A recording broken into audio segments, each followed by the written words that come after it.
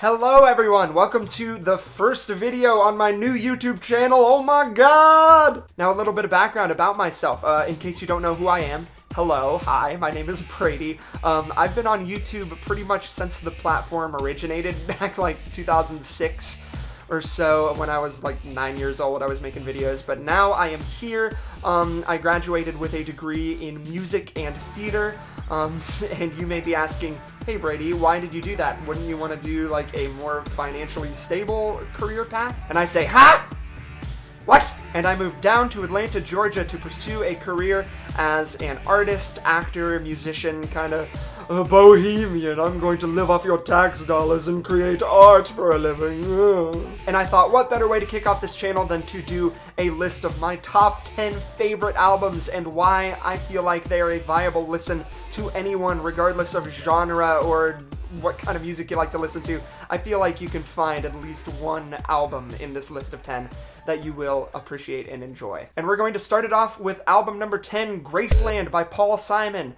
Yeah, Simon and Garfunkel are pretty much one of the most accomplished singer-songwriter duos of music history. I don't think I need to sit here and tell you that. But Simon really seems to shine solo on this album, and he really proves himself as a solo artist, and collaborating with all of the musicians and artists in South Africa was such a crucial thing to do at that point in music.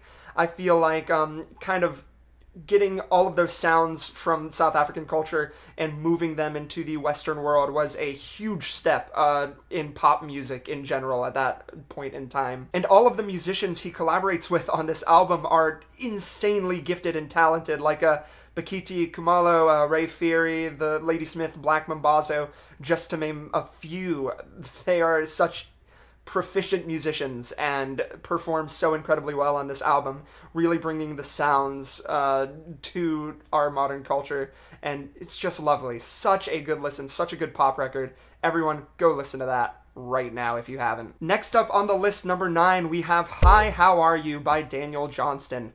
This record is a dark, moody, atmospheric kind of it's a really weird piece of art. I don't really know how to describe it. You just kind of have to listen to it. It is quite literally the auditory representation of a man going through an actual mental breakdown. He did have severe issues with his mental health throughout the recording of this album, and you can kind of hear it sonically through how it's recorded too. He recorded it on an old tape deck back in the 80s, and it just sounds grimy and dingy. It is not well produced. The first time you listen to this record, it is not a pleasant experience. It is off-putting and it's scary. But once you listen to it deeper than surface level, you really unlock this beautiful soul that is just longing to connect with someone else in this universe. He feels alone and scared, and it's pretty much like the human plight to connect with someone, and this album perfectly represents that. It is such a good mood piece, and I suggest it to anyone who is going through some particularly bad stuff in their life. I feel like you'll connect with Daniel Johnston pretty well. Number 8, we have Death Grips with The Powers That Be. This record is nihilistic, it is urgent, it is empty, it is cold, it is so visceral and in your face. I don't really think of any record to compare it to, really. It's kind of in its own genre, in its own kind of path. Like, the two halves of this album, Jenny Death and NOTM, I'm not gonna say that album title. I'm not gonna say it. You think I'm PewDiePie? But it's so crazy how these two completely different sounds meld together to one cohesive project. Like, the first half is cold and like IDM inspired and heavily electronic and altered and weird and warped. And the second half of this album is this dreamy, reverb-soaked psych rock extravaganza. It is one of the weirdest projects I've ever heard in my life. And Voila, off of the first half of this album, is still one of the scariest songs I've heard in my existence. If you want to see what Death Grips is all about, look up Voila, and if you're not immediately scared off by the sounds of this record, give the rest of the album a try. It is quite the experience. You will not regret it. It is one of my favorite pieces of art. And moving on to number 7, we have Gorillaz with Demon Days. This, I cannot say enough about this album. I listened to it for the first time when it came out when I forget how old I was. I think it was like 10 or 11 when Demon Days came out. There are such complex themes of Armageddon and anarchy and the apocalypse and the world ending, but it also ties in themes of love and togetherness and banding together to fight whatever evil is looming beneath the surface level of this album. It is horrifying, some of the stuff that is lurking underneath these songs. It's really weird because I have outgrown so many of my musical tastes that I held so near and dear to my heart when I was in like 5th, 6th, 7th grade. But this album really does hold some of Albarn's catchiest, most well-structured songs in the Gorillaz catalog, that it's just timeless. Like, as time goes on, it's like a fine wine. It gets better as the years go along. It is one of my favorite pop records of the 2000s, and I feel like a lot of people who are fans of Gorillaz, or just fans of pop music in general, will agree with me. So go listen to that album if you have not. It is more than just feel-good ink, I promise. And next up we have Music Has the Right to Children by Boards of Canada. This album is so in its own lane in the world of electronic music. It is so innovative and cutting edge. It really does take elements from Aphex Twin and Square Pusher and other kind of semi-well-known breakbeat and IDM artists of the late 90s and kind of pushed it toward the mainstream, made it more widely, universally accepted in modern culture. And it is so well composed, so well crafted, well produced. It has such a wonderful childlike sense of wonder and imagination.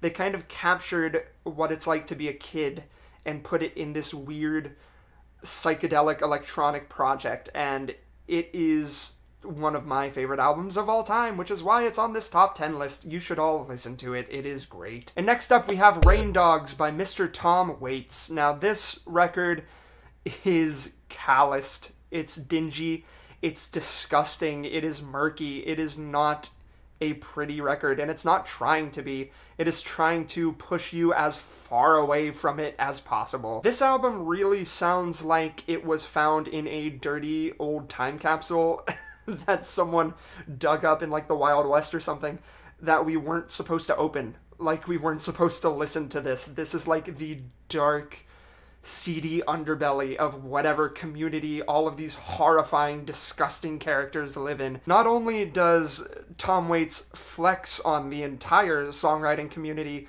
with his beautifully composed melodies and lush orchestration and all that, but he also flexes his story writing abilities. He crafts such incredibly intricate, detailed characters in these songs. And also, Anywhere I Lay My Head is the best album closer, I feel like, of any album I've ever listened to. Like, listen to this, you don't understand.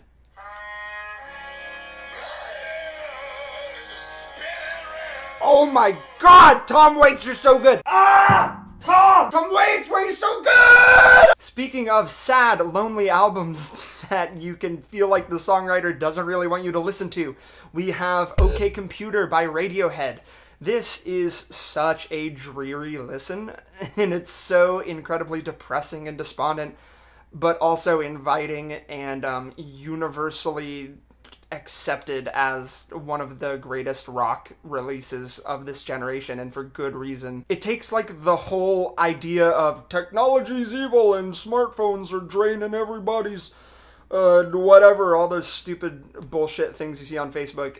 It takes the idea of that and actually makes it good and makes it not seem pretentious in a way. I know, like, Radiohead is looked at as a particularly pretentious group, but, like, the ideas and themes that are discussed on this album are pretty scary. I'm not gonna lie. Like, the first half of this record is earnest and important, and it seems excited, and then it turns into this kind of sad, submissive, beaten down shell of itself in the latter half of the record that you just kind of are left with this kind of gut punch. It's like the end of 1984. It's just like, we did all this for nothing? What's the point of anything? Next up, we're going into our top 3. This is where people are going to click off the video or leave a comment to tell me why I'm wrong.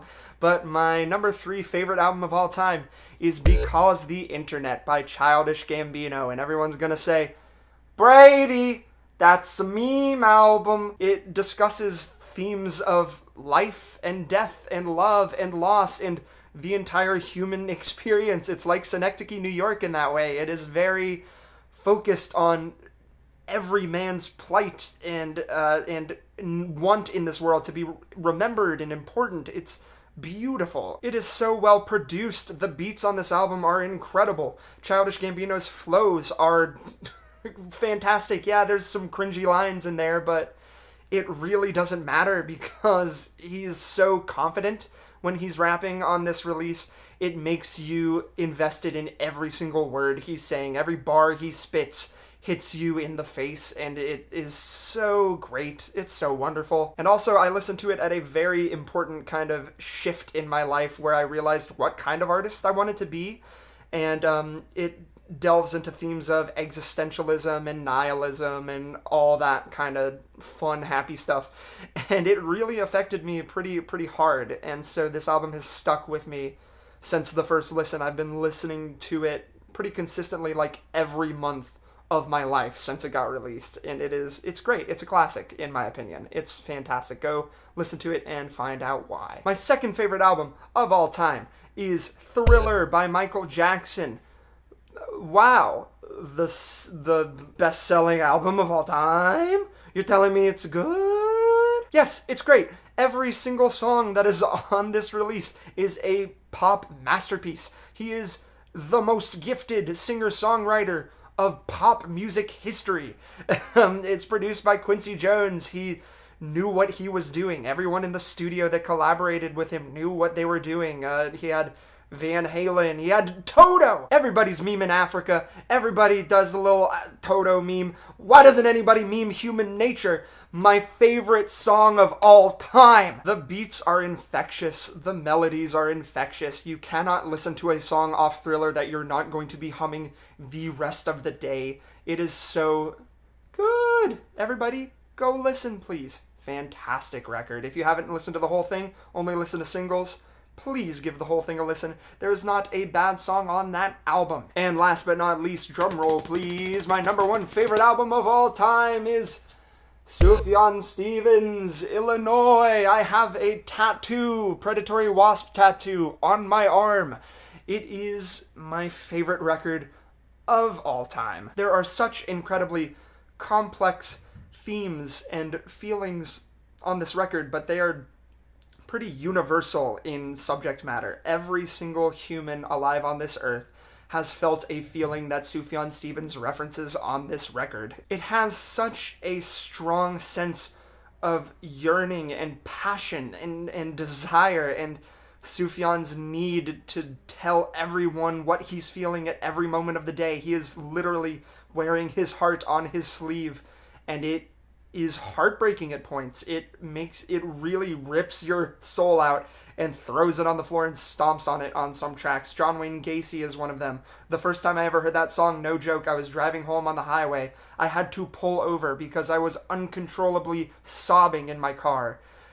Because he makes you relate to a serial killer.